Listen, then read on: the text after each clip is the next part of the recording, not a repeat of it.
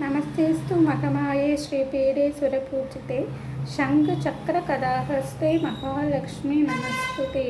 ओम महालक्ष्मी போற்றி, ஓம் சக்தி பராசக்தி போற்றி போற்றி।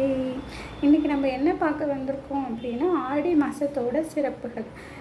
ஆடி மாதம் ஏன் அம்மனை தான் அதிகமாக வழிபடுறோம் அப்படின்னு பார்த்தீங்கன்னா, சக்தி அதாவது சந்திரன் அப்படிங்கிறோட கிரகணத்தோட நிலை தான் இங்கே அதிகமாக இருக்கும். அதனால் சக்தி அப்படிங்கிறவங்க, சக்தி யார், நம்மளோட பார்வதி தேவி, அவங்களோட ஆதிக்கம் இந்த மாதத்தில் அதிகமாக இருக்கும். அப்படிங்கிறனால தான் நம்ம அம்மனோட வழிபாட்டு முறைகளை இந்த ஆடி மாதத்தில் அதிகமாக கொண்டாடுறோம். அப்போ அம்மனை தான் வழிபடணுமா, மற்ற தெய்வங்களை வழிபடக்கூடாதா அப்படின்னு பார்த்திங்கன்னா, எல்லா தெய்வங்களையுமே இந்த மாதத்தில் சிறப்பாக வழிபடுறாங்க.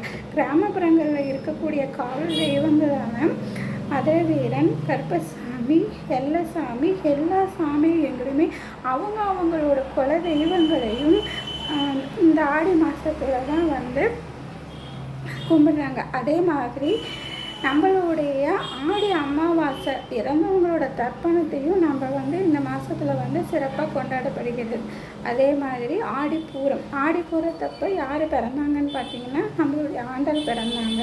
நம்மளோட ஆண்டாள் பிறந்ததும் இந்த ஆடி மாதத்தில் தான். அதனால் ஸ்ரீவில்லிபுத்தூரில் இருக்கக்கூடிய ஆண்டாள் கோயிலுக்கு சென்று ஆண்டாளை வழிபடுவதும் இந்த மாதத்தோட சிறப்புகள் அப்படின்னு சொல்லப்படுது. அதே மாதிரி இந்த மாதத்தில் அம்மனை நம்ம எவ்வளோக்கு எவ்வளோ குளிர்விக்கிறோமோ, எவ்வளோக்கு எவ்வளோ மகிழ்விக்கிறோமோ, அந்த அளவுக்கு நம்மளோட வாழ்க்கை தரங்கள் உயர்ந்து போகும் அப்படின்னு சொல்லப்படுது. உயர்ந்து போகும் அப்படின்னு சொல்லப்படுது.